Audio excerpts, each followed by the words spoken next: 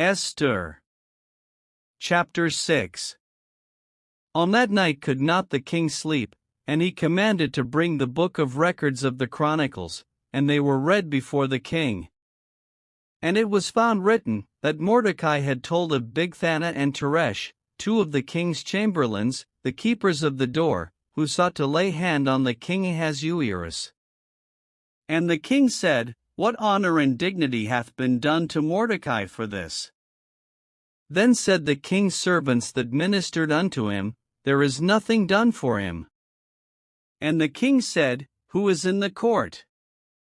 Now Haman was come into the outward court of the king's house, to speak unto the king to hang Mordecai on the gallows that he had prepared for him. And the king's servants said unto him, Behold, Haman standeth in the court. And the king said, Let him come in.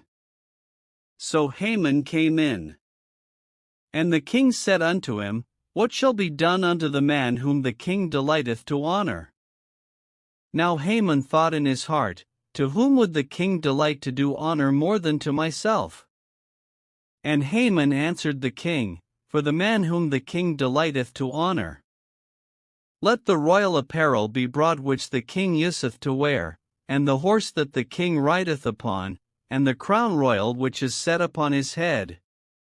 And let this apparel and horse be delivered to the hand of one of the king's most noble princes, that they may array the man withal whom the king delighteth to honor, and bring him on horseback through the street of the city, and proclaim before him, Thus shall it be done to the man whom the king delighteth to honor. Then the king said to Haman, Make haste, and take the apparel and the horse, as thou hast said, and do even so to Mordecai the Jew, that sitteth at the king's gate. Let nothing fail of all that thou hast spoken. Then took Haman the apparel and the horse, and arrayed Mordecai, and brought him on horseback through the street of the city, and proclaimed before him, Thus shall it be done unto the man whom the king delighteth to honor. And Mordecai came again to the king's gate. But Haman hasted to his house mourning, and having his head covered.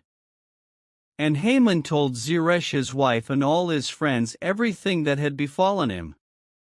Then said his wise men and Zeresh his wife unto him, If Mordecai be of the seed of the Jews, before whom thou hast begun to fall, thou shalt not prevail against him, but shalt surely fall before him.